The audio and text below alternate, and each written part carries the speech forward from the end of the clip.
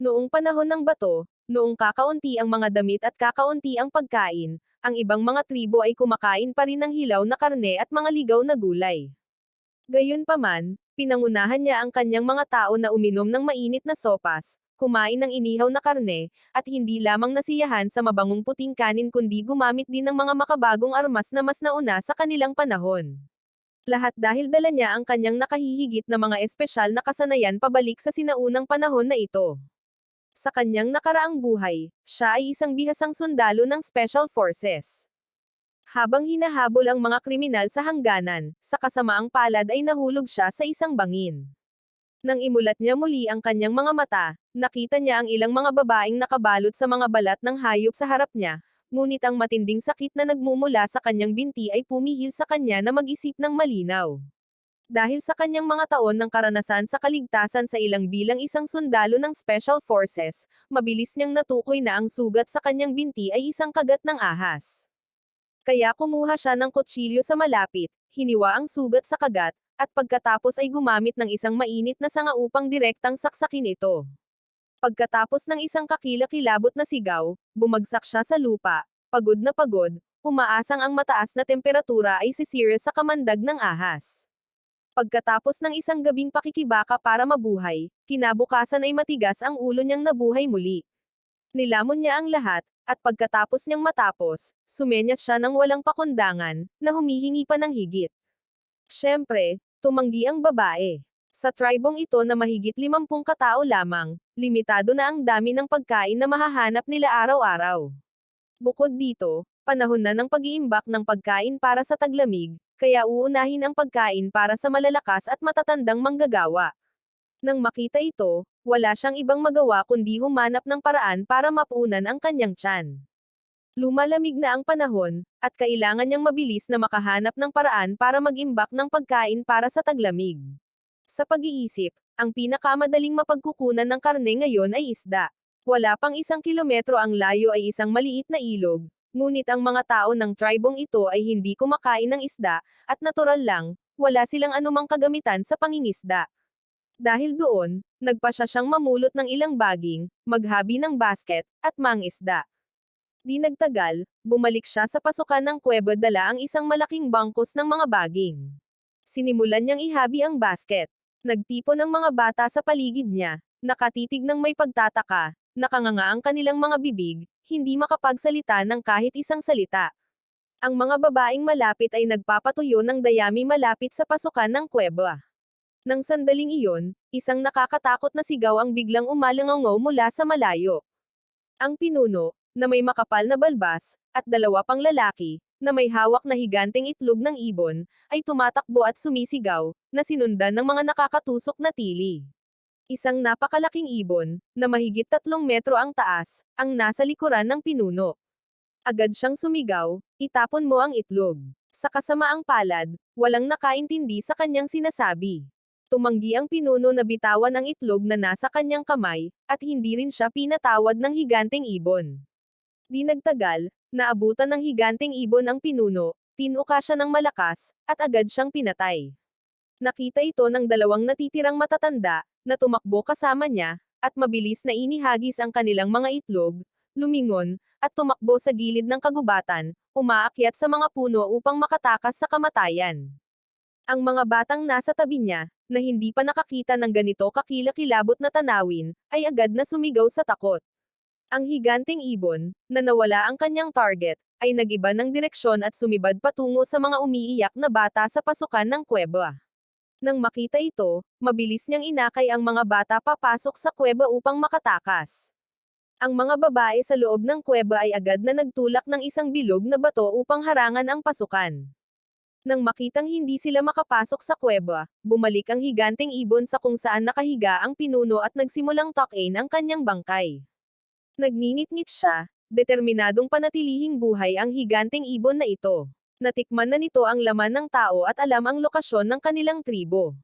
Kalaunan, natakot siya na ang buong tribo ay hindi na muling magkakaroon ng sandali ng kapayapaan, ngunit ngayon ay wala na siyang sandata sa kanyang kamay, at ang direktang paghaharap ay tiyak na hindi magandang ideya. Noon lamang, Nakita niya ang mahahabang binti ng higanteng ibon, agad na nagningning ang kanyang mga mata, at nagsimula siyang maghanda. Una, nakakita siya ng dalawang batong kasing laki ng kamao, pagkatapos ay kinalas ang tali ng balat ng ahas na nakapulupot sa kanyang baywang at itinali ang dalawang bato sa mga dulo. Nang magawa iyon, dinala niya ang simpleng lubad at mga bato, gumapang palabas sa isang puwang sa pasukan ng kuweba. Lahat ng nasa kuweba ay natigilan. Gusto nila siyang habulin at hilahin pabalik, ngunit natatakot silang maakit ang higanteng ibon, kaya't sabik na lamang silang manood mula sa malayo. Tahimik siyang yumuko, gumapang sa mga palumpong hanggang sa mga 500 hanggang 600 metro ang layo niya mula sa higanteng ibon, pagkatapos ay tumigil. Sa sandaling ito, ang higanteng ibon ay nasarapan pa rin sa pagkain nito. Hindi nila alam na tinarget na niya ito. Tahimik siyang tumayo, hinawakan ang gitna ng lubad, at mabilis itong inikat, na nagpagulong-gulong pataas sa isang bilog ang dalawang bato. Sa ilalim ng epekto ng puwersang centrifugal, agad na humigpit ang lubad. Nang mapansin ng dambuhalang ibon ang kaguluhan, itinaas nito ang ulo, nagpakawala ng isang matinis na tili, at galit na sumugod patungo sa kanya. Mabilis na lumiit ang distansya. Natakot ang mga babae at bata sa pasukan ng kuweba, ngunit nanatili siyang matatag, kasing tatag ng bato. Nang nasa mga 30 metro na ang layo ng dambuhalang ibon, bigla niyang inihagis ang lubad na may mga bato dito. Mabilis na umikot ang lubad pagkaalis nito sa kanyang kamay, at nang mahawakan nito ang mahahabang binti ng dambuhalang ibon, humigpit ang kapit nito. Ang higanteng ibon, nakakalutang lang hanggang sa layong 10 metro mula sa kanya, ay nawalan ng balanse at bumagsak sa lupa. Kumaway ang maliliit nitong pakpak, ngunit hindi ito makabangon. Nakatitig ang mga babae at bata sa pasukan ng kuweba ng dilat ang mga mata at nakanganga, hindi makapaniwala sa kanilang nakita. Agad niyang tinawag ang dalawang batang lalaki upang hawakan ng mahigpit ang leeg ng higanteng ibon, habang itinaas niya ang isang malaking bato at ibinagsak ito. Agad na bumulwak ang dugo mula sa ulo ng higanteng ibon, ang katawan nito ay tumigil sa pag-indayog ng marahas, at tuluyan itong tumigil sa paghinga. Tiningnan siya ng dalawang batang lalaki nang may pagkamangha at takot. Kinalas niya ang balat ng ahas na nakatali sa binti ng ibon at ipinulupot ito sa kanyang baywang. Pagkatapos ay sinenyasan niya ang dalawang batang lalaki na tulungan siyang hilahin ang higanteng ibon pabalik sa kuweba. Ngayon, sila ay masunurin na parang mga tuta, mukhang walang pinagkaiba sa kanyang dalawang matitigas na tauhan. Nagtulungan silang tatlo upang hilahin ang binti ng higanteng ibon patungo sa kuweba. Nang makita ang tatlong lalaki na nagbabalik ng napakalaking biktima, ang mga tao sa kuweba ay hindi mapakali, mabilis na lumayo sa malaking bato at nagmamadaling lumabas upang tumulong. Ang dalawang lalaking nasa hustong gulang na nagtatago sa mga puno sa malayo ay bumaba rin. Nasaksihan nila ang buong proseso ng pagpatay niya ng mag-isa sa higanteng ibon, at lahat ay lubos na humanga. Ito ang unang pagkakataon sa kasaysayan ng tribo na nangaso sila ng napakalaking biktima. Pagbalik sa kuweba, sinabihan niya ang mga babae na itago ang mga balahibo para sa kanya, at kaya na nilang hawakan ang iba pa.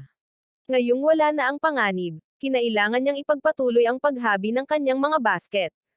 Pagkalipas ng halos 1 oras, natapos na ang dalawang nakasabit na basket. Inilagay niya ang ilan sa mga laman loob ng higanteng ibon sa mga basket at tumungo sa pampang ng ilog. Habang nasa daan, nakita siya ng isang babae at, balak pumunta sa ilog ng mag-isa, ay sinundan siya. Sa kanyang puso, naisip niya na napakalakas nito kaya kailangan niya itong bantayan ng mabuti. Ang dalawang batang lalaki, nakakatanggap lang sa kanya bilang kanilang pinuno, ay nakita siyang gumagawa muli ng kakaiba at naghahandang umalis, kaya agad silang sumunod. Mabilis na nakarating silang apat sa pampang ng ilog. Habang nakatayo sa pampang at nagmamasid ng ilang sandali, lalo siyang nakaramdam ng takot. Sa loob lamang ng ilang minuto, nasaksihan niya ang ilang eksena ng malalaking isda na nilalamon ang maliliit. Ang ilog na ito ay talagang may mga isdang kumakain ng karne. Ang maliit na ilog ay kristal na linaw, na nagbigay daan sa kanya upang makita ang ilalim sa isang sulyap, at maraming isda sa ilalim. Nang makapili ng lugar, hinigpitan niya ang lubad ng damo sa paligid ng bunganga ng basket at ibinaba ito sa tubig. Ang amoy ng karne ay mabilis na kumalat sa tubig. Ang mga isda sa loob ng 20 metrong radius ay agad na nabalisa, lumangoy ng mabilis patungo sa kanya. Sunod-sunod silang pumasok sa basket, nag-aagawan sa paglisap ng mga laman loob. Pagkatapos ay malakas niyang hinayla ang basket palabas ng tubig. Bukod sa ilan na nakatakas, 4 na malalaking isda ang natira sa basket. At ang mga isda sa ilog, sa halip na tumakas, ay nagsiksikan sa ibaba, nag-aagawan sa mga laman loob. Sandaling, pakiramdam niya ay nagpapakain siya ng karpa sa isang parke. Ang 2 batang lalaki at ang matandang babae ay namangha. Ang kakaibang bagay na iyon ay kayang manghuli ng ilang nilalang na walang paa na basta na lang tumalon mula sa tubig sa pamamagitan ng paghulog sa kanila. Ngunit hindi nila maintindihan kung ano ang gagawin niya sa mga ito. Ibinuhos niya ang 4 na isda sa lupa, sandaling pinroseso ang mga ito, hiniwa ang isang piraso ng hilaw na isda, at agad itong kinain. Nang makita siyang nilamon ng hilaw na isda, agad nilang naunawaan na nakakain pala ito. Kaya sinundan nila ito, hiniwa ang isang piraso at inilagay sa kanilang mga bibig. Agad na nagliwanag ang mga mata ng babae. Agad niyang nakilala ito bilang isang bagong mapagkukunan ng pagkain, habang nagdadadaldal at nagkukumpas ng walang tigil. Gusto niyang turuan siya nito kung paano manghuli ng isda, ngunit hindi niya ito pinayagan. Sa halip, inatasan niya ito at ang isa pang bata na maglabas ng laman ng isda. Gumamit ang isa pang bata ng damo upang itali ang nalinas na isda sa mga kahoy na patpat, na dadalhin nila pabalik sa tribo mamaya, habang patuloy niya itong sinasalok. Ngayong natipon na ang mga isda sa isang lugar, matatag siyang umupo sa tabi ng baybayin at sinasalok ang mga ito gamit ang isang basket. Ang bawat basket ay nakapagdala ng malaking halaga. Silang 4 ay nagtrabaho buong hapon, sa wakas ay nakasalok ng mahigit 200 isda. Ang pinakamalaki ay tumimbang ng humigit kumulang 5 kilo, napakalaki para sa 3 tao na dalhin pabalik, kaya't nagpadala sila ng isang bata upang tawagin ang ilang mas matatandang bata upang tumulong. Sa wakas, ang buong grupo, ang ilan ay may dalang isda, ang ilan ay may buhat, ay maingay na nagtungo sa kuweba. Sa oras na ito, ang grupo na lumabas upang mamulot ng prutas at manggaso ay nakabalik na rin. Dahil kulang sila ng mga kagamitan, ang biktima na hinuhuli ng mga matatanda ay kadalasang binubuo ng mga ligaw na kuneho, ligaw na manok, at mga katulad na maliliit na hayop. Nang sandaling iyon, ang mga batang may dalang isda ay dumating sa kuweba. Sumigaw ang bawat bata sa mga matatanda. Sa una, nalungkot ang mga matatanda sa pagkamatay ng pinuno, bilang ebidensya ng kanilang sariling mga pagkalugi. Ngunit nang makita nila ang mga nahuling isda na dala niya, agad silang natuwa. Ang kalunos-lunos na pagkamatay ng pinuno ay nakalimutan. Matapos linisin ang mga nasamsam sa araw na iyon, nagtipon ang buong tribo sa bukas na espasyo sa harap ng kuweba. Isang malaking tumpok ng panggatong ang nakasalansan doon, at inilagay ang katawan ng pinuno sa ibabaw nito. Isang matandang lalaki na may 2 sungay ng kambing sa kanyang ulo ang nagsindi ng panggatong. Mabilis na nilamon ng apoy ang katawan ng pinuno. Ang liwanag ng apoy ay nagliwanag sa mukha ni Kadogo. Ang mga bata, na naamoy ang nasusunog na laman, ay lumunok ng malalim, walang ipinakitang senyales ng kalungkutan. Ang mga matatanda, na nakakuha lamang ng bagong mapagkukunan ng pagkain, ay tila kalmado rin. Sinamantala ang sandali, maingat niyang pinagmasdan ng tribo. Sa kasalukuyan, ang tribo ay may kabuuang 52 katao, kabilang ang 8 lalaking nasa hustong gulang, 15 babaeng nasa hustong gulang, at ang natitira ay mga bata na may iba't ibang edad. Ang taong nagsisindi ng apoy ay ang nakatatanda sa tribo. Dahil siya ang pinakamatanda, siya ang itinuturing na pinakamatalino ng buong tribo.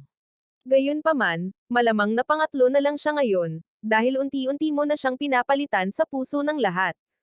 Ang unang tao ay ang Six-Fingered Star. Ang paborito niyang sandata ay isang kahoy na patpat, marahil dahil sa inbreeding, medyo mukhang mapurol siya. Katabi ng Six-Fingered Star ay isang lalaking nakasuot ng kwintas na gawa sa balahibo, na mukhang mas maliksi. Ang pangalan niya ay Feather Star, at mas gusto rin niya ang kahoy na patpat. Sa likod ng Feather Star ay ang Stone Star, na nakasuot ng kwintas na gawa sa buto. Ang karaniwan niyang sandata ay isang saranggola na bato. Medyo malayo sa dalawang iyon ay isang 15 taong gulang na batang lalaki. Ang batang ito ay mayroon lamang kanang tainga, at may 4 na peklat sa kaliwang pisngi. Ang kanyang sandata ay isang sibat na hinasa mula sa isang tuwid na buto ng hita.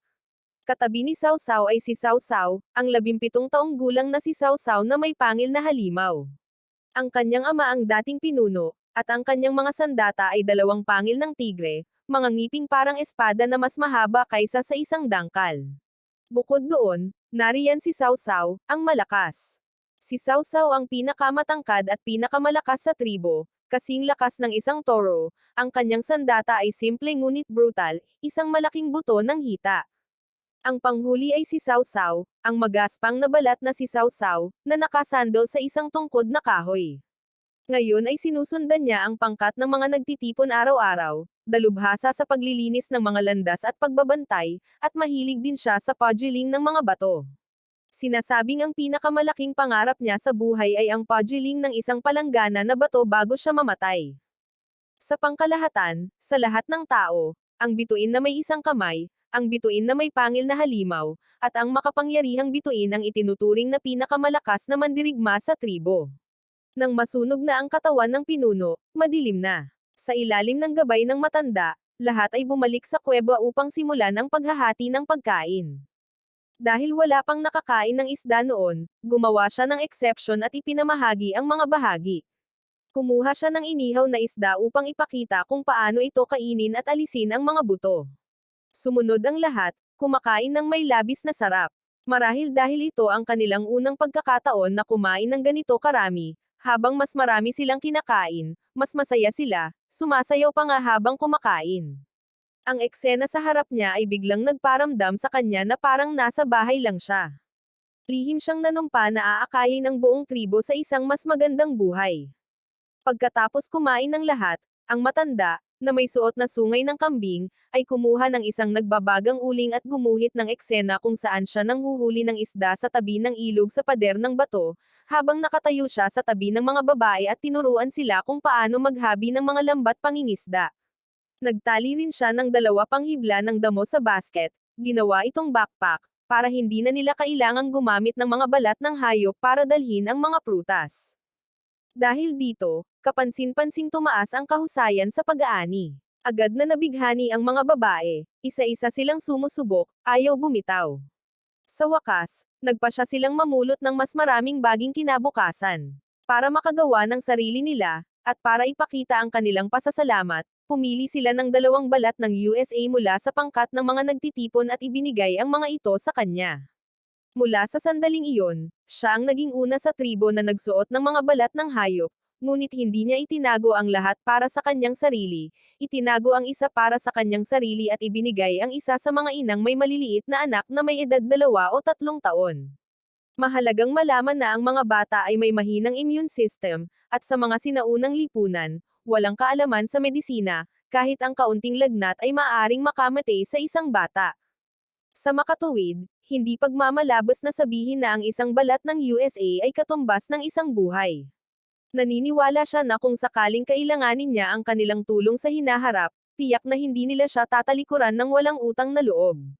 Kinabukasan, nagising siya ng napakaaga, ngunit nang makita niya ang palangganang bato na pinagkukunan ng tubig ng buong tribo, nahihirapan pa rin siyang lunukan ito. Tila oras na para magpaputok ng ilang lalagyan ng tubig. Di nagtagal, masiglang lumabas ng kuweba ang mga taga-tribo. Ngunit ngayon ay hindi sila nagmamadaling mangaso, sa halip, tinipon ng matanda ang lahat ng mga lalaki sa bukas na espasyo sa harap ng kuweba, tila upang pumili ng isang bagong pinuno. Naisip niya sa sarili na sa pamamagitan lamang ng pagiging pinuno ay mapapamunuan niya ang buong tribo, kaya humakbang din siya upang tumakbo para sa posisyon. Ang paraan ng pakikipagkompetensya para sa pamumuno ay simple ngunit brutal, 2 lalaki ang lumaban gamit ang mga kamay lamang, at kung sino ang pinakamalakas ay naging susunod na pinuno. Di nagtagal, nanalo ang isang tainga at dakilang lakas. Pinanood niya ang kanilang laban, umiiling sa pagkadismaya, walang teknik, bulag na sinusubok lamang ang lakas. Di nagtagal, pagkakataon na ng isang tainga na labanan ang dakilang lakas. Ang dakilang lakas, na may taas na mahigit 1 metro, ay nakatayo roon na parang isang toreng bakal. Sandali na nawalan ng malay si isang tainga kung saan tatama, ngunit hindi siya natinag. Sa halip, umungal siya at sumugod. Hindi inaasahan, nang makalapit siya, ang mga kamay ng dakilang lakas, na kasing laki ng mga pang-ipit na bakal, ay humawak sa kanyang mga balikat. Bago pa siya makabangon, siya ay tumilapon ng ilang metro ang layo, bumagsak sa lupa at nakahiga roon ng matagal, hindi makabangon. Masiglang kinabog ni dakilang lakas ang kanyang dibdib, at ang mga taga-tribo ay tuwang-tuwa na naghiyawan, kinikilala ang bagong pinuno. Sa sandaling iyon, siya ay lumakad pasulong, nakatayo mismo sa harap niya. Nang makita ang isang simpleng batang tulad niya na naglakas loob na pumasok sa ring, kinapa ni Dali ang kanyang dibdib at umungol bilang pagpapakita ng lakas, ngunit nanatili siyang hindi natitinag.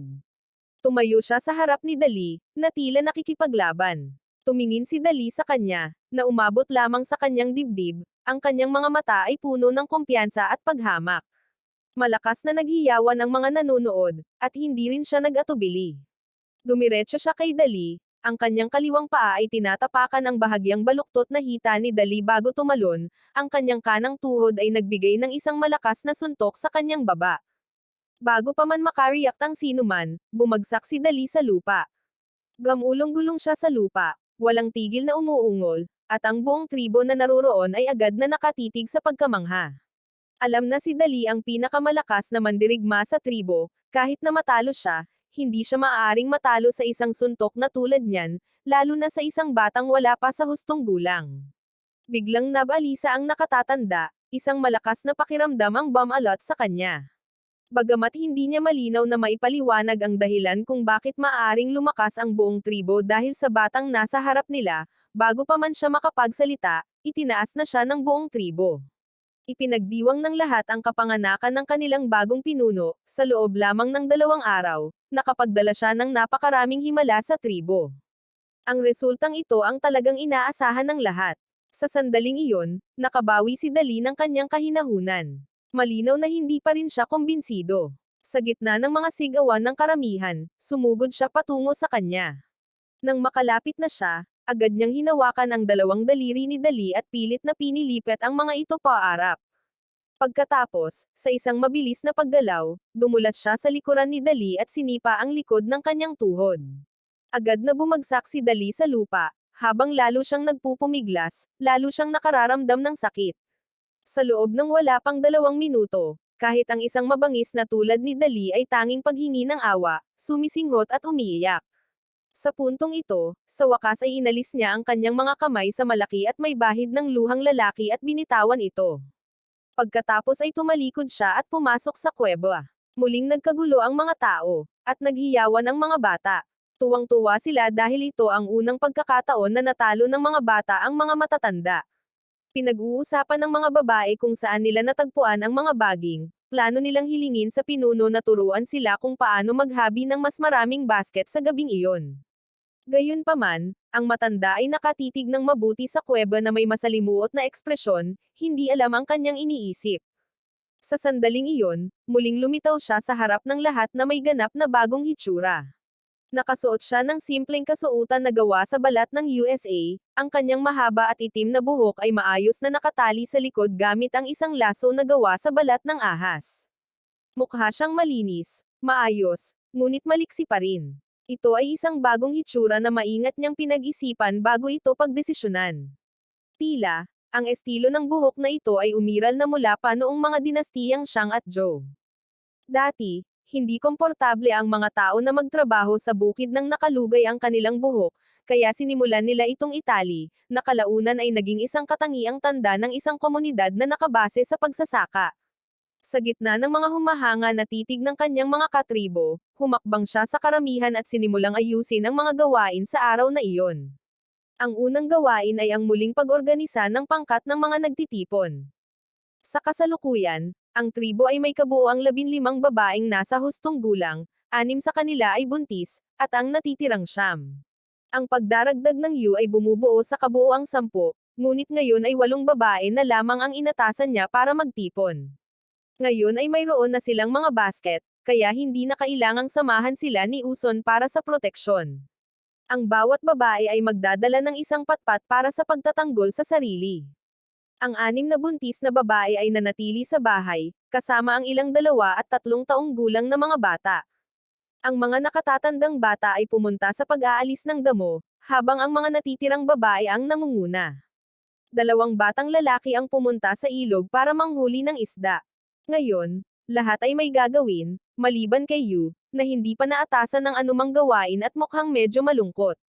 Dahil ang lalaking nanumpa naguguguli ng buong buhay niya sa pagpapakintab ng isang palangganang bato, orihinal niyang balak na ipagkatiwala sa kanya ang paggawa ng palayok, ngunit ang paggawa ng palayok ay hindi simple, nangangailangan ito ng maraming paghahanda, kaya nagpasya siyang pansamantalang atasan siya ng ibang trabaho.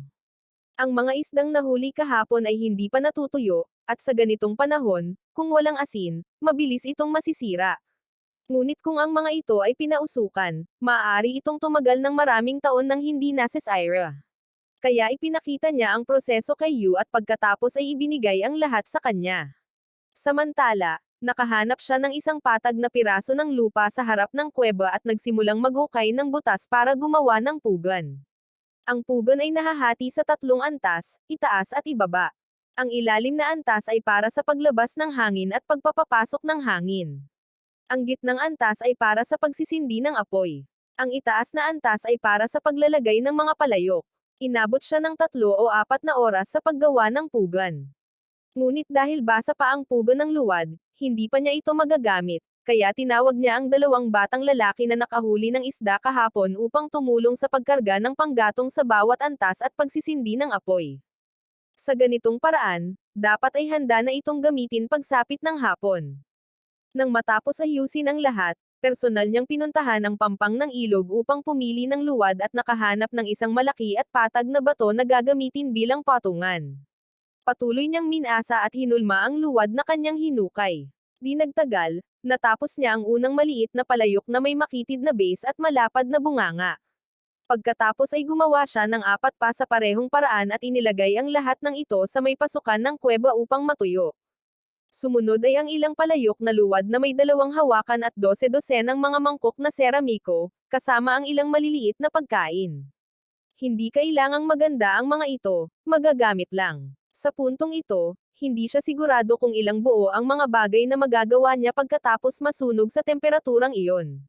Nang halos kalahati na ng hapon, sinimulan niyang ilagay ang lahat ng mga semi-finished na produkto sa pugan isa-isa. Ang 2 batang lalaki at si Yu ay nakatayo sa tabi niya, matamang nanunood. Ang bagong pinuno ay gumawa ng napakaraming mangkok at pinggan na luwad sa loob lamang ng isang araw, bagaman hindi niya alam kung magagamit pa ba talaga ang mga ito. Hindi niya sila pinansin, nakaupo lang sa may pintuan, nagdaragdag ng panggatong, at nagpatuloy sa pagmamasid hanggang gabi. Ang mga lumabas na katutubo ay isa-isang bumalik sa tribo.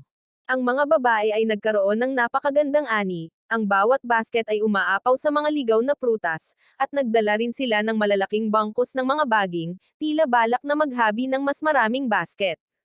Ang 8 lalaki ay marami ring nahuli ngayon. 2 malalaking ibon na mukhang pabo, ilang itlog ng ibon, ilang giniling na ardilya, at mahigit 100 isda ang nahuli ngayon. Ang ani ng buong tribo ay tunay na napakahusay, lahat ng pagkain na natira nila mula sa araw na iyon ay maaaring iimbak. Sa pagtingin sa mga buntis na malapit ng mga anak, alam niyang magkakaroon sila ng sapat na pagkain pagdating ng oras. Nang makita niyang nagsisimulang pumuti ang mangkok na luwad sa kalan, tumigil siya sa pagdaragdag ng panggatong, hinintay na mamatay ng kusa ang apoy sa loob, at hinayaan itong lumamig magdamag upang mabuksan nila ang kalan kinabukasan. Pagkatapos ng isang araw ng paggawa, lahat ng katutubo ay pagod na pagod. Ngunit habang nakaupo sila sa paligid ng apoy, ang bawat mukha ay may masayang ngiti. Ngayon, hindi na nila kinailangang magutom. Higit sa lahat, ginawa niyang manok ng pulubi ang 2 malalaking ibon. Hindi pa sila nakakakain ng ganito kasarap, ngunit hindi ito nakakatakam para sa kanya. Ang pagkain ay binudburan lamang ng kaunting asin, halos hindi maalat. Sa panahong ito, ang asin ay napakahalaga, sinasabing kahit ganito karami ay kailangang ipagpalit sa ibang mga tribo. Lihim niyang kinalkula sa kanyang isipan kung magagamit niya ang mga palayok para ipagpalit ang mas maraming asin. Pagkatapos kumain ng lahat, bumalik ang mga babae sa kuweba upang ipagpatuloy ang paghabi ng mga basket. Napagtanto nila kung gaano kaganhawa ang mga basket. Ngayon, mas kaunti ang mga taong pumupunta upang tipunin ang mga halamang gamot, ngunit mas malaki ang ani, at naipamahagi na niya ang lahat ng mga alagang hayop. Ngayon, maaari nang magkumpol-kumpol ang mga bata at gamitin ang mga ito bilang kumot.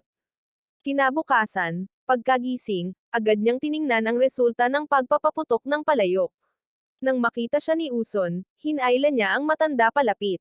Bumulong siya sa matanda, halatang kinakabahan. Sa totoo lang, siya mismo ay labis na kinakabahan dahil ang kanyang plano na palitan ang asin ng sabaw ng karne na kanyang inaasam-asam ay lubos na nakasalalay sa batch na ito. Dahil sa pananabik na mabasag ang isang gininto ang itlog, itinaas niya ang takip na luwad sa ibabaw ng hurno, sumilip sa loob, at nakita na ang lahat ng mga mangkok na seramiko ay matengkad na mapula-pula ang kayumanggi. Ang kanilang mga ibabaw ay hindi inaasahang makinis, halos parang makintab na puti. Nang makita ito, agad na kumuha si Yusan ng isang mangkok na seramiko, hinaplos ito ng may pananabik. Pagkatapos ay padabog siyang bumalik sa kuweba. Di nagtagal, bumalik siya na may dalang isang mangkok ng tubig, sumisigaw at ipinakita ang magandang bagay na naglalaman ng tubig sa buong tribo. Ngumiti siya at nagpatuloy sa pagkuha ng mga palayok. 4 na palayok na luwad at 4 na maliliit na lalagyan ng tubig ang matagumpay na nasunog, ang kanilang mga ibabaw ay makinis at walang kahit isang bitek. Sa 8 sandok, 2 lamang ang natapos, ang iba ay natunaw at nagdikit-dikit.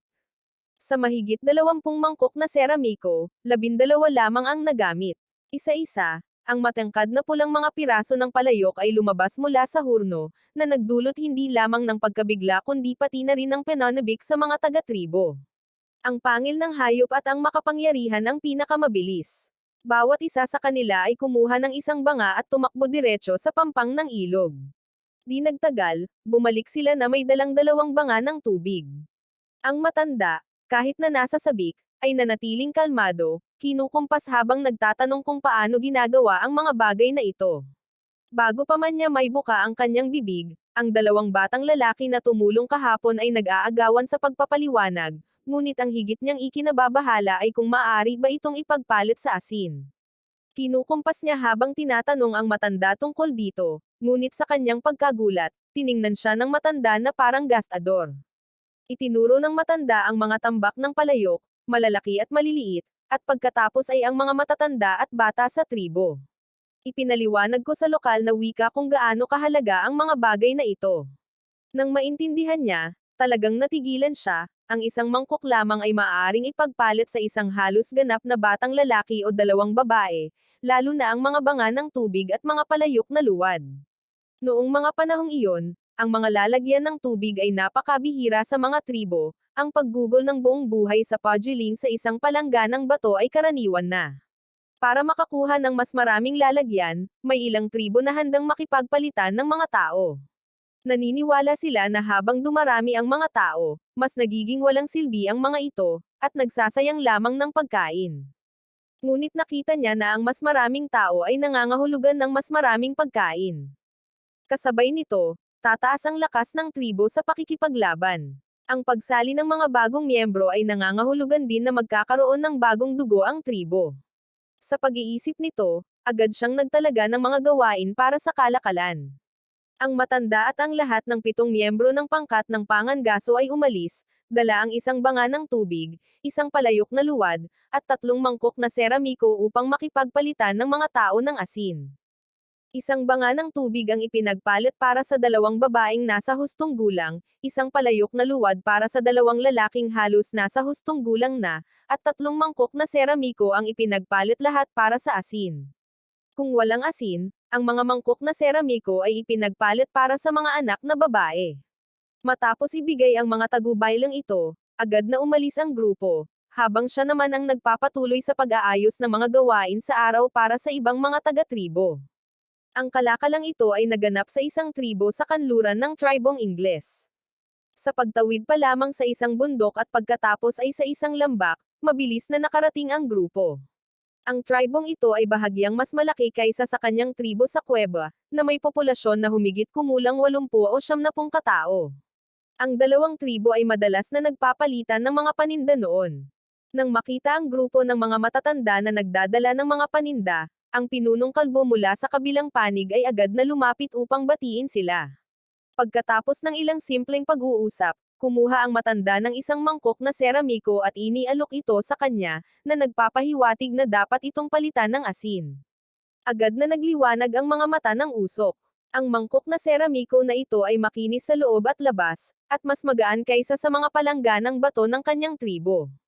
Agad siyang nagsugo ng 2 katribo upang kumuha ng isang maliit na supot ng asin para sa matanda, ngunit kinuha ito ng matanda, tiningnan ito, at umiling. Gusto pa namin ng higit pa, at sa pagkakataong ito ay gusto rin naming makipagpalitan ng 2 babaeng nasa hustong gulang. Pagkatapos ay sinenyasan niya ang malakas na lalaki na ilabas ang banga ng tubig. Natigilan ang lalaking may usok sa kanyang kinatatayuan nang makita ito. Masyadong malaki ang banga na ito, mas marami pa itong kayang paglagyan ng tubig mamaya, ngunit nag-atubili siya. Malaking bagay talaga ang pagpapalit ng 2 babae para sa isang malaking banga. Ngunit panahon na ng anihan, at ang pagkawala ng isang tao ay nangangahulugan ng mas kaunting ani. Gayunpaman, sa wakas ay ngumiti siya at tumanggo bilang pagsang-ayon. Hindi ba't nakakabawas ng pag-aaksaya ang 2 bibig na papakainin? Malaking kita ito. Di nagtagal, 2 payat na babae ang dinala, sila ay isang pares ng magkapatid na nasa hustong gulang. Kalong ng nakatatandang kapatid ang isang hubad na batang lalaki, mga 4 na taong gulang, sa kanyang mga bisig. Nakapikit ng mahigpit ang mga mata ng bata, at nakahiga ito nang hindi gumagalaw, halatang may sakit. Ipagpapalit namin ang 2 ito para sa iyong malaking balot, at ibibigay namin sa iyo ang bata bilang regalo. Usok. Ang mukha ay nakakunot dahil sa pandidiri, paulit-ulit na ikinumpas ang kamay na parang hinihimok ang 2 babae na umalis. Umalis ka rito. Tiningnan ng matanda ang 2 mahihinang babae, may sinabi, at pagkatapos ay inutusan na ilabas ang natitirang palayok at mga mangkok na luwad. Kung gusto mo, maaari mong ipagpalat ang bata para dito. Ang pinunong kalbo, nakakapalit lang ng malaking garapon, ay tumingin ngayon sa mas maliit na palayok na ito, na labis niyang nagustuhan, ngunit ikinumpas pa rin ang kanyang kamay, na nagpapahiwatig na hindi na siya muling makikipagpalit. Nang makita ito, wala nang nagawa ang matanda kundi sundin ang pamamaraan ng matanda mula noong umagang iyon, na nagluluto ng isang palayok ng nilagang karne doon mismo. Di nagtagal, ang mabangong aroma ng karne at sabaw ay umalangaw mula sa palayok. Agad na lumunok ng husto ang mga katutubo sa kabilang panig, na pagtanto na maaaring kainin ang karne sa ganitong paraan. Naiinip na inagaw ng pinunong kalbo ang mangkok mula sa kamay ng matanda, sa loob ay ilang piraso ng nilagang karne na may sabaw. Nag-atubili siya bago tumikim ng isang kagat, at agad na natigilan. Diyos ko, napakabango nito. Maalat at masarap ang sabaw, may kumikinang na taba sa ibabaw, at ang nilagang karne ay malambot, makatas, at masarap, isang subo lang ay sapat na para makaramdam ng lubos na ginhawa. Ilang bata lang yan, di ba? Ipagpalit mo na. Sa puntong ito, sa wakas ay sumuko na ang pinunong kalbo, desididong ibinigay ang bata, at inutusan pa ang kanyang mga nasasakupan na magbuhat ng isang malaking supot ng asin, na pinuno ang basket hanggang sa labi. Nang makita ito, tumanggo ang matanda sa kasiyahan, at kaagad pagkatapos, ang buong grupo ay maingay na umalis. Dumating sila na may 7 tao lamang, kasama ang siyampa na kanilang napalitan, kaya pagbalik nila, may 16 na tao na. Ang ganitong uri ng ani ay mas kumikita kaysa sa pangangaso buong araw. Nagmadali ang buong grupo sa kanilang paglalakbay, at hanggang hapon na sila nakabalik sa tribo ng kuweba. Ngunit nang makarating ang bagong palitang grupo sa bukas na lupa sa harap ng kuweba, lahat ay natigilan. Sa harap ng kuweba ay may 4 na banga ng tubig na pinaputok ni Yusan ng araw na iyon. 4 na palayok at isang tumpok ng malalaking mangkok. Nakaupo si Yusan habang nakatingin sa mga palayok, nakangiti ng nakakaloko. Ito ang pinakamasayang araw ng kanyang buhay. At sa bukas na lupa sa kabilang panig, daan-daang malalaking isda ang nakasabit para matuyo. Ang mga babaeng nakatayo sa malapit ay pawang nakangiti. Puro karne lang yan. Ngayon, kahit sila ay makakakuha na ng karne. Lalo na ang mga matatanda at bata nakakadala lang. Habang tumitingin siya, lalo siyang namangha. Alam niyang sapat na ang isang garapon para makabili ng 2 matanda. Ngunit napakarami ng tribong ito, hindi pa kasama ang tambak ng karne na nakasabit doon, na malinaw na nakakain. Tila hindi naman pala ganoon kasama ang tribong ito. Pinamunuan ng matanda ang mga lalaki na iulat ang sitwasyon sa kanya. 8 hubad na matanda at 1 hubad na bata. Pinaikit niya ang mga mata, sinusuri ang bawat tao mula ulo hanggang paa. Lahat sila ay payat na payat, malinaw na mga itinakwil, ngunit hindi mahalaga iyon, ang tribo ay may maraming karne, at pupunan nila ito pagkatapos ng taglamig. Sa wakas, huminto siya sa harap ng isang babaeng karga ang kanyang anak, ang sanggol ay hindi gumagalaw, ang mukha nito ay namumula. Inabot niya at hinawakan ang noo nito, ito ay kasing init ng isang maliit na kalan ng uling. Agad niyang hinayla ang babae papasok sa kuweba. Una ay naghanap ng isang piraso ng balat ng hayop para balutin ang mag-ina, pagkatapos ay pinaupo sila sa tabi ng apoy para magpainit. Samantala, pabalik-balik siyang naglalakad ng balisa, walang gamot na dala. Paano niya mapapababa ang lagnat? Biglang nagliwanag ang kanyang mga mata. Tama, ang pagkayod sa balat ay maaaring magpababa ng lagnat. Naisip ito, agad siyang nagsimulang magtrabaho. Una, naglagay siya ng isang palayok ng magaan na sopas ng isda sa kalan, pagkatapos ay naghanap ng magagamit niya sa pagkayod. Ang tuka ng higanteng ibon mula kanina ay kalahating metro ang haba, ang pagbali nito at pagkuha ng isang maliit na piraso ay sapat na. Hindi alam ng babaeng may hawak na bata ang balak niyang gawin, tanging ang katotohanang hinahawakan niya ang sanggol at palaging nakasimangot, kaya nag-aalala siyang baka iwan nito ang kanyang anak. Naisip ito, hindi niya napigil ang mapaiyak. Nang sandaling iyon, lumapit ito sa kanya dala ang piraso ng tuka ng ibon, na nagsasabing, ibigay mo sa akin ang sanggol, ililigtas ko ito. Hindi naintindihan ng babae ang ibig niyang sabihin, ngunit naramdaman niyang mas maayos ang pagtrato nito sa kanya kaysa sa naunang pinuno, kaya nanginginig niyang ibinigay ang sanggol sa kanya. Ginamit niya ang piraso ng buto upang kayo ang balat ng sanggol, na lumikha ng mahahabang pulang marka. Nasa sobrang sakit ang bata kaya't nakasimangot siya, at mahinang umiyak ang kanyang bibig.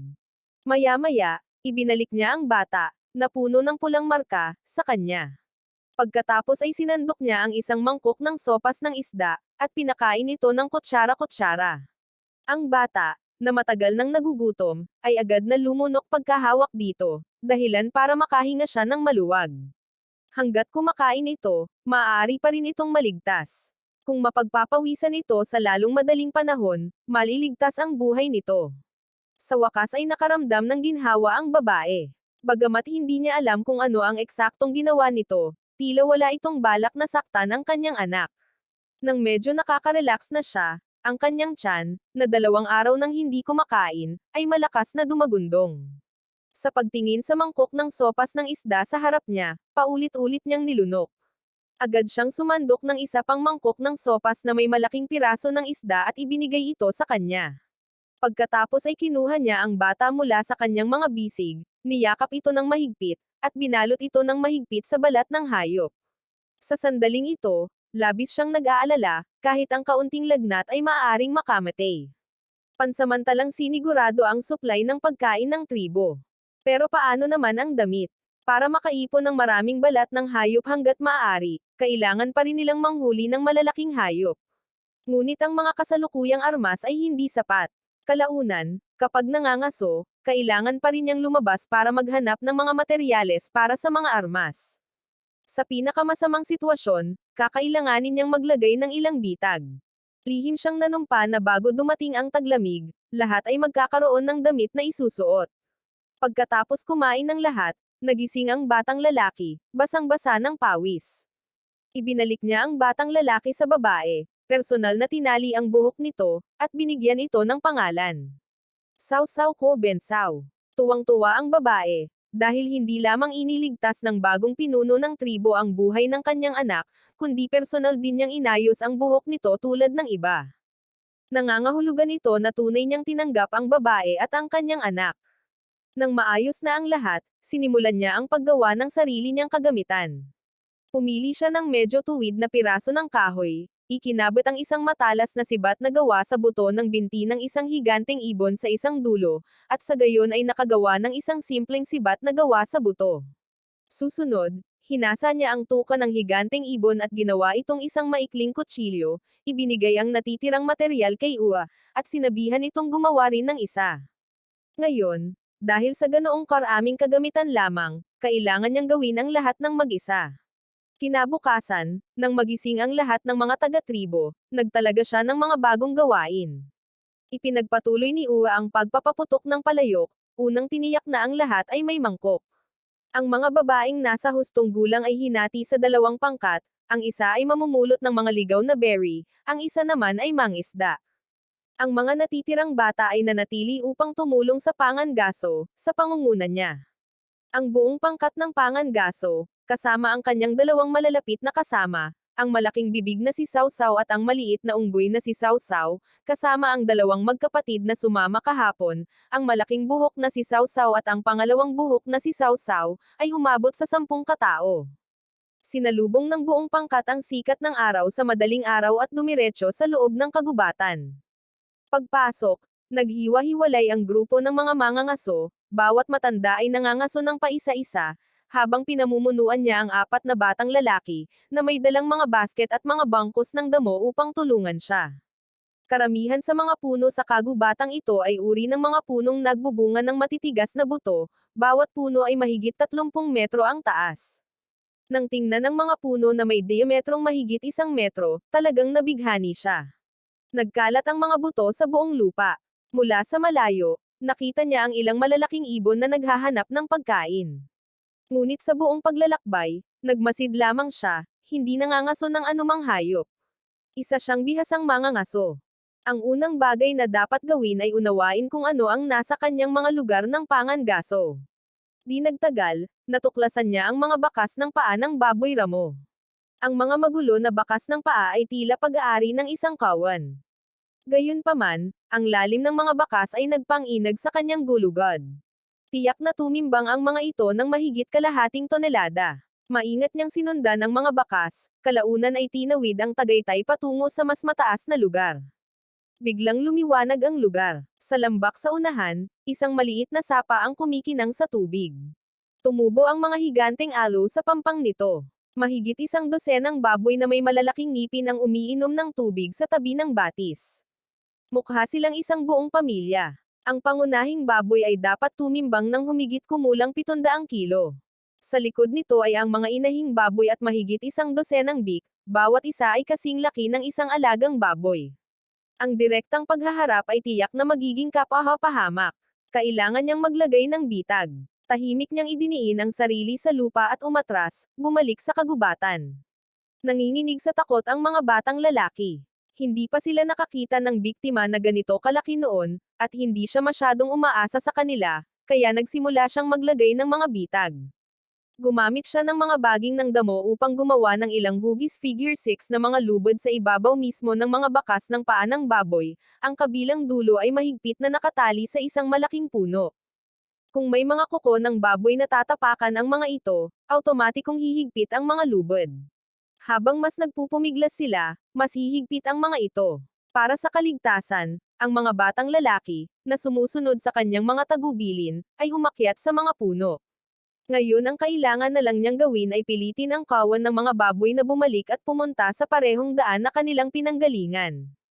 Tahimik siyang umikot sa kabilang panig ng batis, nagtatago sa mga palumpong.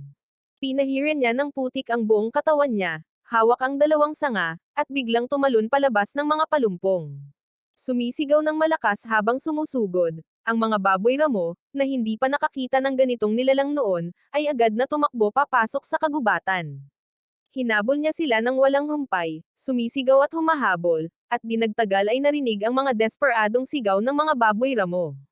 Nang marating niya ang bitag, nakita niya ang baboy ramo at isang inahing baboy na bumagsak sa lupa.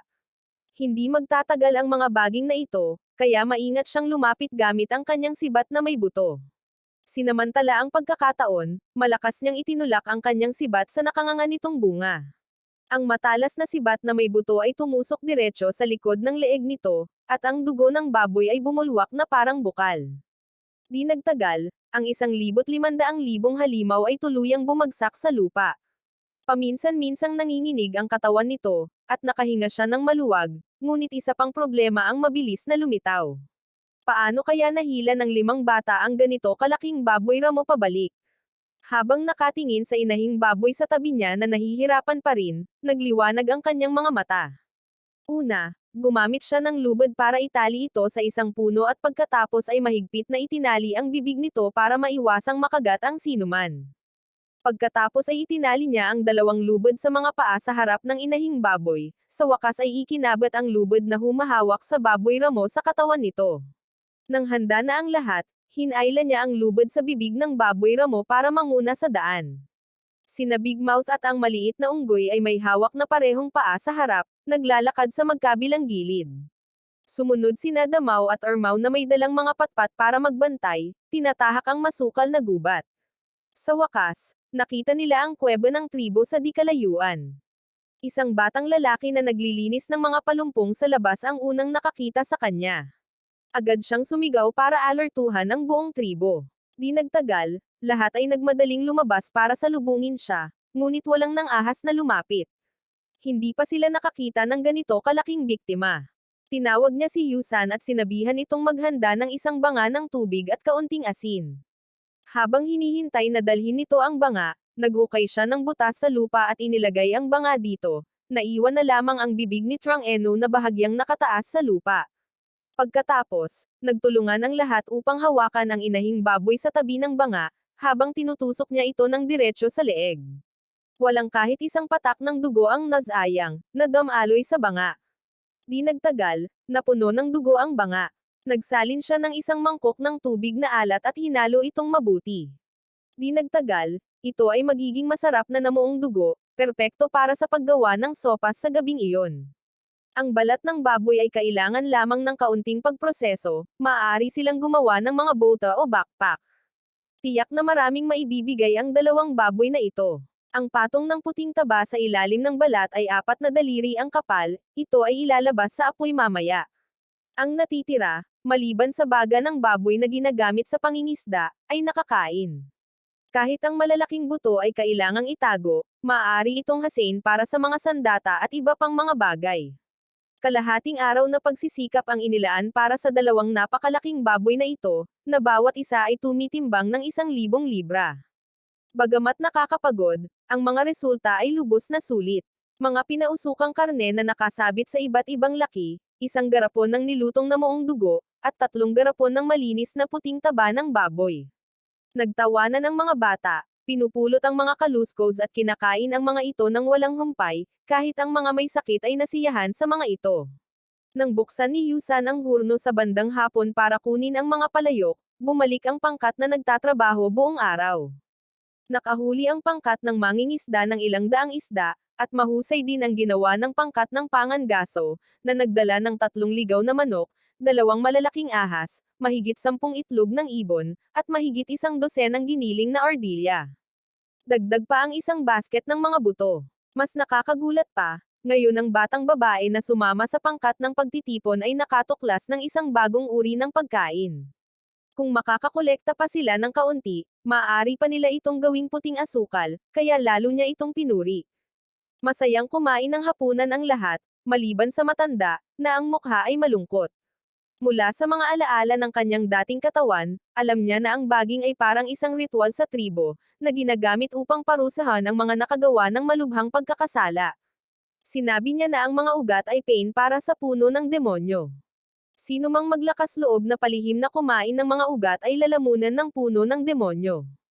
Nang marinig ito, agad niyang sinabihan ang lahat na itigil ang pagkain ng ganoong klase ng pagkain.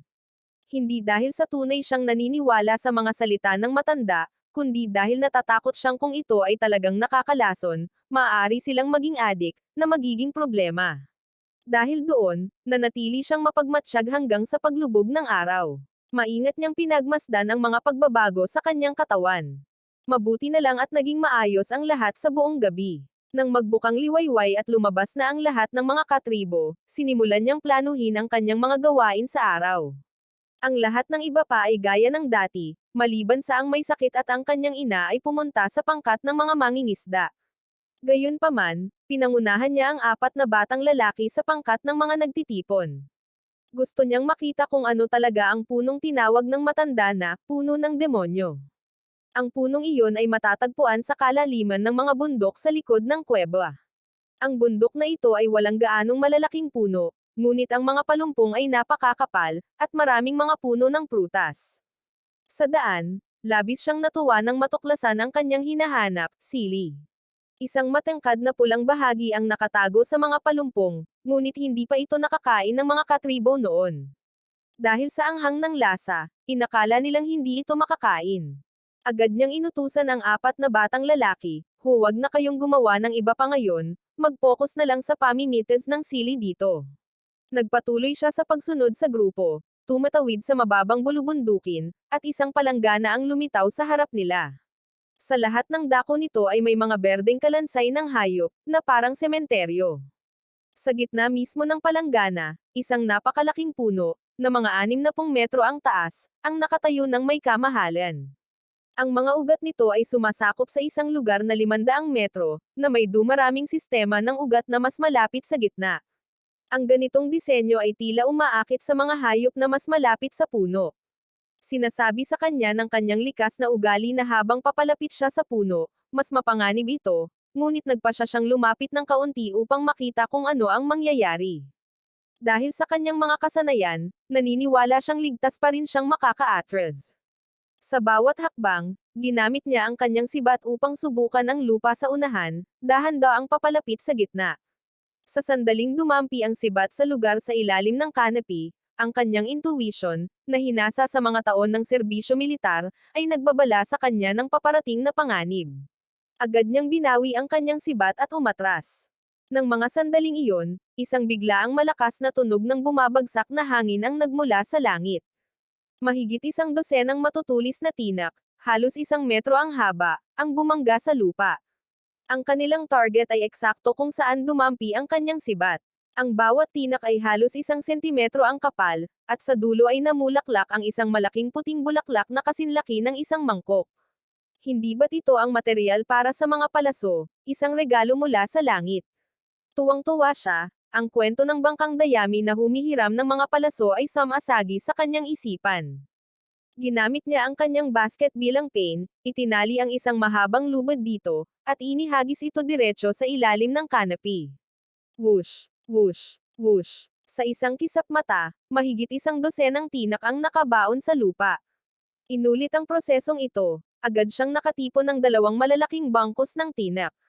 Bago umalis, inutusan niya ang mga babae na ang mga ugat ay nakakain, ngunit dapat lamang nilang pitasin ang mga panlabas na gilid. Sa pagbabalik sa tribo, maginhawa siyang nakakolekta ng isa pang 100 na mga panle ng puno ng demonyo na lumaki ng halos 3 sentimetro sa kagubatan. Ang mga batang puno na ito ay perpektong tuwid, ang pinakamahusay na material para sa paggawa ng mga hawakan ng sibat. Tinawag niya ang 4 na batang lalaki na namimitas ng sili, at sama-sama nilang kinaladkad ang mga batang puno pauwi. Pagdating sa tribo, nagsiksikan ang mga bata para tingnan kung ano ang dala niya. Ngunit sa paningin ng mga buntis, ang tambak na ito ng mga bagay ay walang silbi, ang mga sili ay hindi nakakain, at ang mga patpat ay hindi sapat ang laki para pumatay ng anumang biktima. Ngunit hindi iyon nakaapekto sa kanyang masayang kalooban. Gusto niyang maayos na i-upgrade ang kanyang kagamitan sa natitirang oras. Ang mga binalatan na tinak ay may makinis at matigas na kahoy, halos kasing diametro lamang ng isang sigarilyo. Kung gagamitin sa paggawa ng mga palaso, magiging mabibigat ang mga ito. Bagamat naapektuhan nito ang saklaw, ang lakas ng pagtagos ay napakalakas. Para naman sa mga batang puno na iyon, na mga 3 sentimetro ang kapal, ang kanilang kahoy ay medyo matigas, kaya kailangan itong ulingin upang mabasag ang ibabaw at hasain sa isang dulo bago gamitin sa pangangaso. Ang paghahasa ng mga sibat ay natural na nakatalaga sa 4 na batang lalaki. Kalaunan, kakailanganin ng buong tribo na magkaroon ng ganitong bagong uri ng sibat. Ngayon, isang pana na lang ang kulang. Sa kasalukuyang mga kondisyon, isang mahabang pana lamang ang kaya niyang gawin. Bagamat mahirap, malaki ang kapangyarihan nito. Para makagawa ng mahabang pana, kailangan niya ng kahoy na cypress. At ang kagubatan kung saan nila hinuhuli ang baboy ramo kahapon ay mayroon nito. Kailangan lang niyang makahanap ng puno na may tamang laki. Sa totoo lang, ang pinaka-natatandaan niya ay ang halamang aloe vera na natuklasan niya malapit sa pangangaso ng baboy ramo. Ang mga hibla sa mga dahon nito ang pinakamahusay na materyal para sa paggawa ng mga lubid, at maaari ring gamitin sa paghabi ng tela para sa damit. Bagamat hindi kasing husay ng abaka, mas mainam pa rin ito kaysa sa balat ng hayop at mas matibay.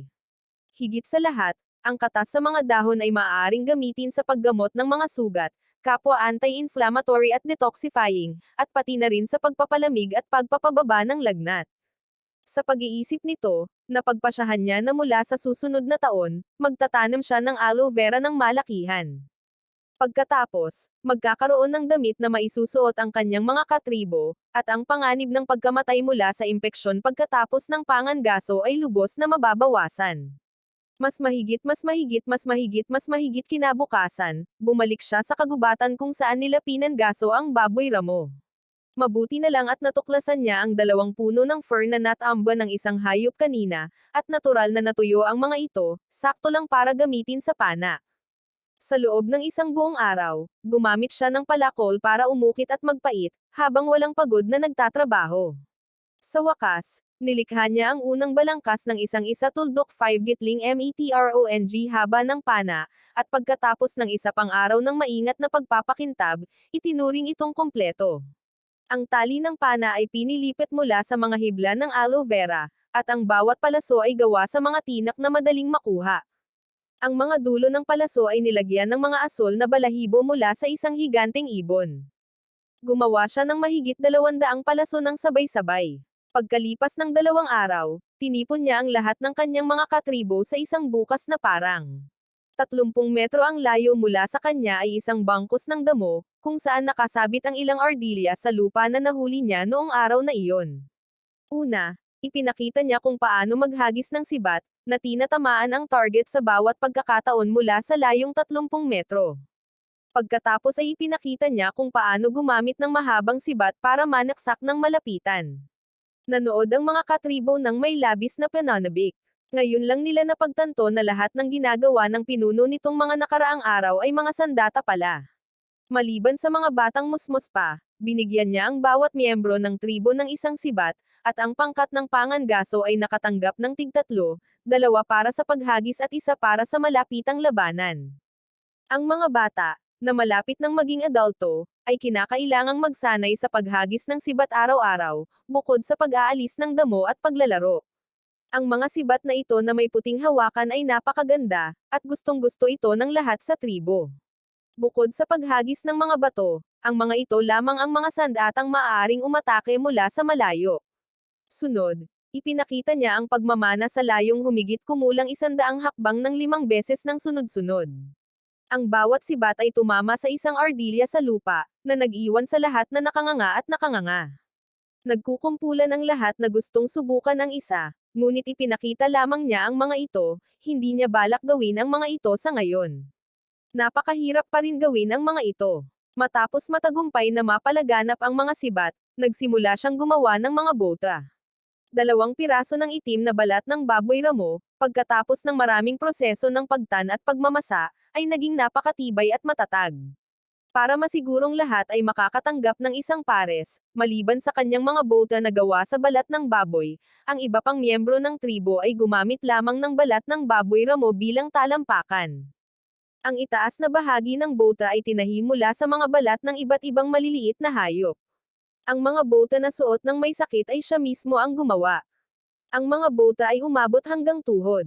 Sa loob, ang mga ito ay pinalamanan ng malambot at malambot na balahibo ng hayop, na nagpapainit sa mga ito ng husto. Sinuot ito ng batang lalaki at tumatakbo kahit saan araw-araw. Pagkaraan ng ilang sandali, abala siyang nakahanap ng sapat. Ang kaunting maliliit na balat ng hayop na natitira sa tribo ay naubos din. Ang panahon ay lalong lumalamig. Ang pangangailangan para sa mga balat ng hayop ay nagiging apurahan. Ngayon na sapat na ang mga palayok, binigyan niya si Yusa ng isang bagong gawain, ang pagpapaputok ng mga ladrilyo. Kapag mayroon na silang sapat na mga ladrilyo, maaari na silang magtayo ng mas malaking pugan, o gamitin pa nga ang mga ito upang patibayin ang mga dingding ng isang bahay. Halos tapos na ang mga batang nakatalaga sa pag-aalis ng damo. Sa labas ng kuweba, 12-dosenang ektarya ng lupa ang nalinas, handa na para sa pagtatayo ng bahay at pagsasaka. Sa kasamaang palad, kulang pa rin sila sa mga angkop na buto, kaya sa ngayon, sili na lang ang kanilang may tatanim. Ang pangmatagalang pananim, isang pangmatagalang halaman, ay plano niyang itanim sa bundok mamaya, sapat na ang isang taunang ani. Nang maayos na ang mga pangmatagalang bagay na ito, naghanda siyang maglakbay pa upang makahanap ng malalaking hayop na kumakain ng halaman. Inihanda na niya ang mga kinakailangang supply para sa mahabang paglalakbay. Mula sa mga armas at pagkain hanggang sa mga mahahalagang bagay, mayroon na siya ng lahat ng kailangan niya. Matapos magbigay ng mga tagubilin sa kanyang mga katribo, isinukbit niya ang kanyang backpack sa kanyang balikat at umalis. Gayunpaman, mukhang nag-aalala ang matanda tungkol sa kanyang paglalakbay. Hindi pa siya nakakita ng sino man na nakaligtas sa labas ng kuweba ng magdamag. Dahil ang malalaking herbivore ay karaniwang naninirahan sa mga damuhan, ang unang bagay na kailangan niyang gawin ay lumabas sa malawak na kagubatang ito. Naglakad siya buong umaga, at unti-unting umikli ang mga puno sa paligid niya, na pumupuno sa kanya ng kagalakan. Iyon ay isang senyales na malapit na siyang umalis sa kagubatan. Natuyo ang kanyang lalamunan dahil sa mahabang paglalakbay, kaya huminto siya sa isang pampang ng ilog upang uminom ng tubig. Pagkaupo niya at pagkuha ng kanyang mangkok na luwad upang sumalok ng tubig, isang napakalaking halimaw ang biglang tumalon mula sa kalmadong ilog, ang mantsa ng dugo at may ngipin na bibig nito ay nakabuka, handang kagatin siya. Sa sobrang takot niya ay mabilis siyang lumingon upang umiwas. Ang halimaw sa tubig ay dumapo mismo sa basket sa kanyang likuran. Ang bibig nito ay nakulong, hindi makawala sa pagkakahawak o makakagat, tanging ang nagawa lang ay iling-iling ang ulo nito pabalik-balik. Kinaladkad siya nito sa ilalim ng tubig, inihahagis siya mula sa isang gilid patungo sa isa pa.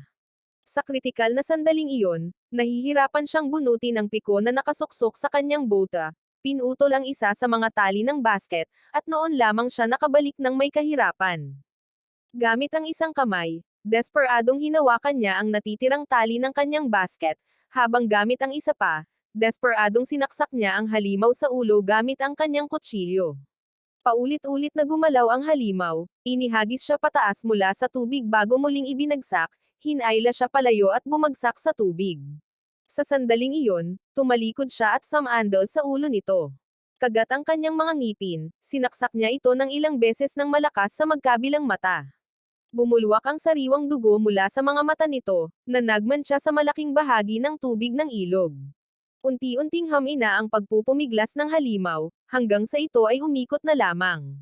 Dahil sa pagod, lumangoy siya patungo sa kabilang pampang. Pagkatapos magpahinga ng ilang sandali, tuluyang namatay ang halimaw, ang puting tiyan nito ay lumulutang sa ibabaw ng tubig. Nakasaksak pa rin ang kanyang basket sa bibig nito, kaya kinailangan niyang maghanap ng isang malakas na baging, hilahin ito sa mga mata nito, at gamitin ang lahat ng kanyang lakas upang hilahin ang bangkay nito papunta sa pampang. Noon lamang siya nagkaroon ng oras upang maingat na pagmasdan ang halimaw. Ito ay lumabas na isang isda lamang, ngunit mga 5 metro ang haba. Pagkatapos magpahinga ng ilang sandali, kinuha niya ang kanyang palakol na bato at sinimulang bunutin ang mga ngipin ng malaking isda isa-isa. Mayroong mahigit 50 tatsulok na ngipin, bawat isa ay kasinlaki ng kamay ng isang bata. Pagkatapos niyang bunutin ang lahat ng mga ito ay saka lamang niya nakuha ang basket. Sinuri niya ang laman. Mabuti na lang at hindi nabasa ang tubo ng apoy. Ang iba pang mga gamit ay bahagyang nasira lamang ngunit magagamit pa rin. Nang magsindi na sana siya ng apoy para patuyuan ang kanyang mga damit, umalangaw ang mga yabag mula sa kagubatan. Paglingon niya, nakita niya ang isang babaeng mapatla ang balat na umaakay sa isang takot na batang babae na nakatitig sa kanya. Kaagad pagkatapos, sumigaw ang mag-ina at tumakbo palayo. Isang bilog na bagay ang nahulog sa lupa. Lumapit siya at nakitang isa itong bar aisles na gawa sa kahoy na hinukay mula sa isang puno na sinunog ang gitnang bahagi. Base sa hitsura nito, malamang na pumunta rito ang mag-ina para kumuha ng tubig. Labis silang nataranta kaya itinapon nila ang bar aisles at tumakbo. Marahil ay babalik sila kasama ang iba mamaya. Totoo nga, hindi nagtagal, dumating ang babaeng kumuha ng tubig kasama ang ilang mga katribo.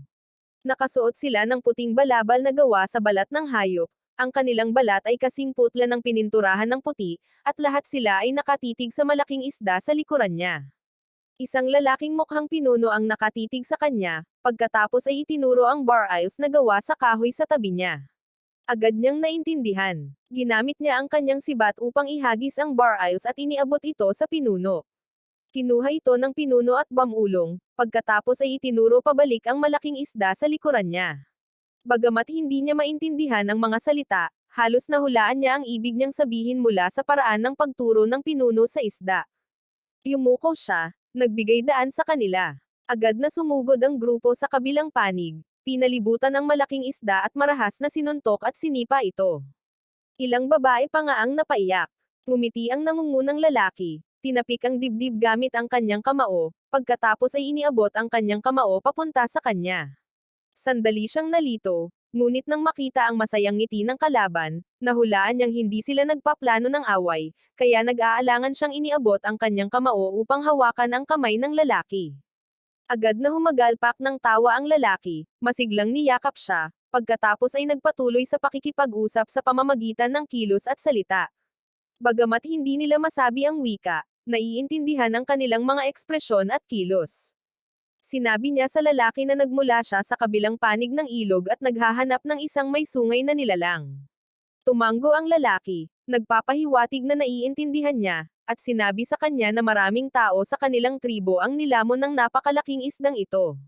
Upang pasalamatan siya sa paghuli sa nilalang, nais niya itong anyayahan sa kanilang tribo bilang isang panauhin. Dahil dumidilim na, at hindi masyadong malayo ang dalawang tribo, may pagkakataon na maaari silang makipagpalitan sa isa't isa sa hinaharap. Kaya agad siyang sumang-ayon. Sinenyasan niya silang dalhin ang isda dahil nakakain ito. Labis na nagulat ang lalaki. Sa kanilang pagkakaintindi, ang pagkain lamang ng isda ay karaniwang nangyayari, wala pang nakakain ng isda noon. Ngunit sa huli, pumayag sila dahil napakalaki ng isda, maaari lamang nila itong putulin agad at ibalik ng pira-piraso.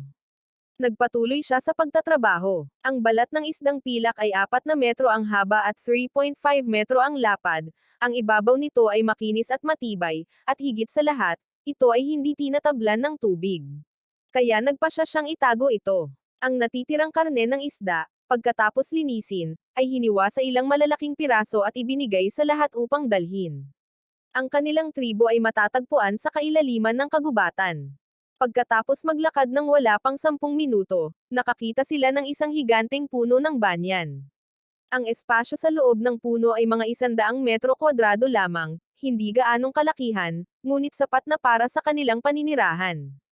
Dahil kakaunti lamang ang mga tao sa tribong ito. Kabilang ang mga nasa hustong gulang na lalaki at babae, mayroon lamang 14 na tao. Pinangunahan ng dakilang puno ang grupo upang manguha ng ilang kabute at inilagay ang mga ito sa ilalim ng isang itim na puno ng bakal.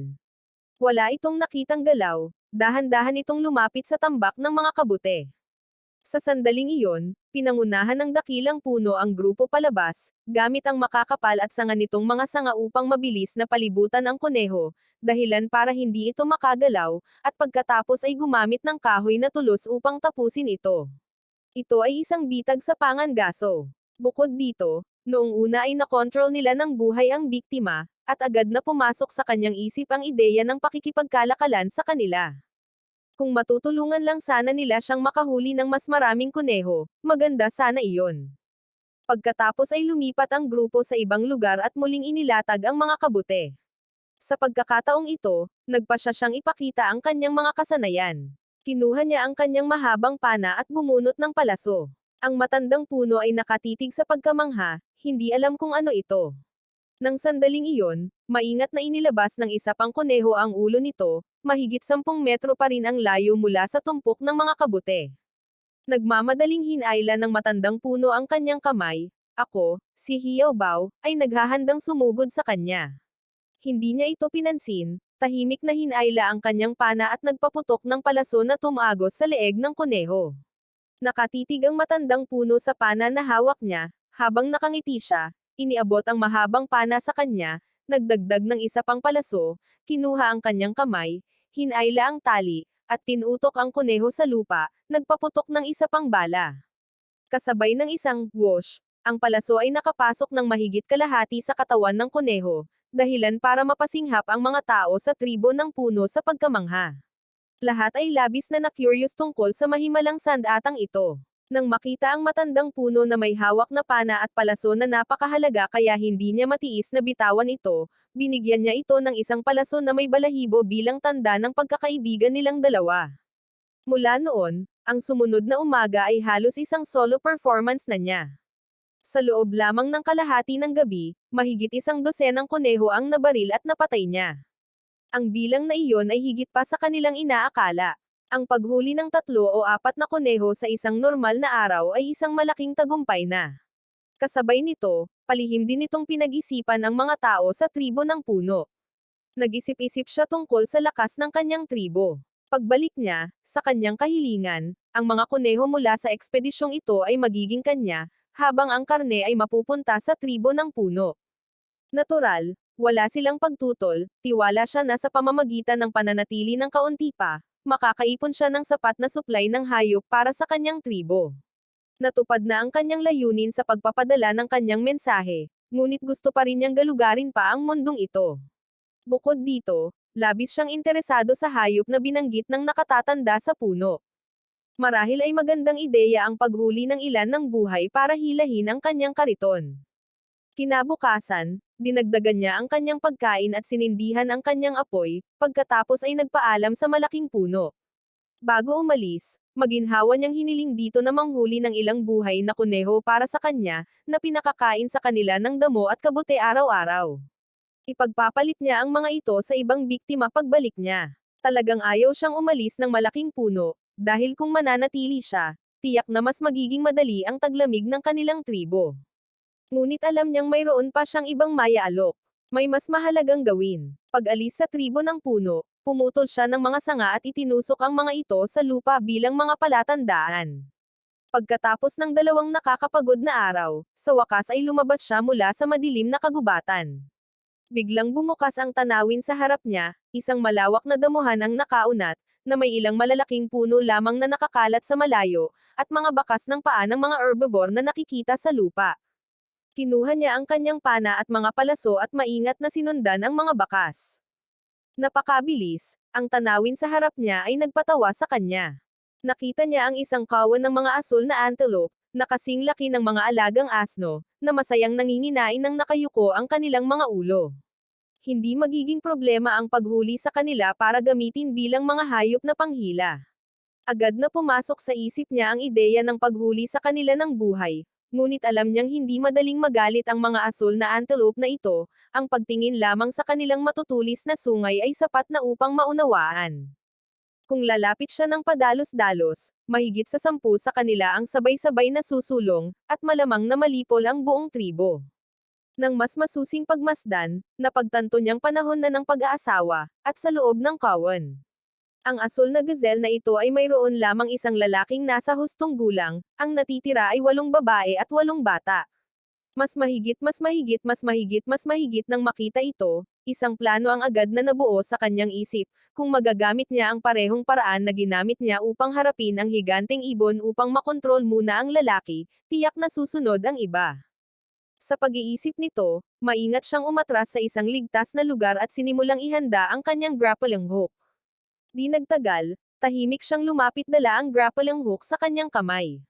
Nagtago sa likod ng isang masukal na halaman, naghihintay ng tamang sandali, mabilis siyang nakahanap ng perpektong pagkakataon, isang lalaking nakasakay sa isang babae, tumitili sa sarap. Agad niyang inikat ang grappling hook sa kanyang kamay, ang hook ay umiikot na parang pamaypay, mabilis na bumabalot sa lalaki at babae, agad na mahigpit na nakabalot sa kanilang mga binti sa likuran. Marahas na umatras ang lalaki at babae, pagkatapos ay bumagsak sa lupa ng may kalabog, nagwawala at nagpupumiglas. Kaagad pagkatapos, inikat niya ang isang lubid sa kanyang kamay at inihagis ito ng kasing bilis ng isang Wild West cowboy, na tumpak na nahawakan ang mga sungay ng 2 babaeng nakatayong magkalapit. Ang buong kawan ng mga asul na gazelle ay agad na nataranta, nagtutulakan at nagkalat. Di nagtagal, ilan ang mahigpit na nakagapos, nagpupumiglas at sumisigaw. Nang makitang hindi kanais-nais ang sitwasyon, ang 2 natitirang babae ay pinangunahan ang 8 anak na tumakas. Walang magawa niyang pinanood ang 10 asul na gazelle na tumatakas, ganap na hindi mapigilan ang mga ito. Ang tanging nagawa niya ay ang pagharap sa iba, pagtatali ng kanilang mga binti gamit ang mga lubid. Ang lubusang pagpapaamo sa mababanggas na hayop ay lubhang mahirap. Sa ganitong agresibong mga asul na gasela, ang unang dapat gawin ay durugan ang kanilang pagmamataas. Kaya gumamit siya ng bato upang baliin ang lahat ng sungay na ipinagmamalaki nila, pagkatapos ay gumamit ng pulang patpat upang sunugin ang mga pinutol na dulo, upang pigilan ang mga ito na tumubo muli. Mula sa kanilang unang matinding paglalaban, ang 7 asul na gasela ay naging walang sigla at nanghina na parang pugo. Sa wakas, nakahanap siya ng lubid upang itali ang tingga na gasela upang magpatuloy, at ang iba ay itinali sa isang kadena sa likuran. Nang matapos siya, halos dumilim na, at pinangunahan niya ang kawan sa isang maliit na batis.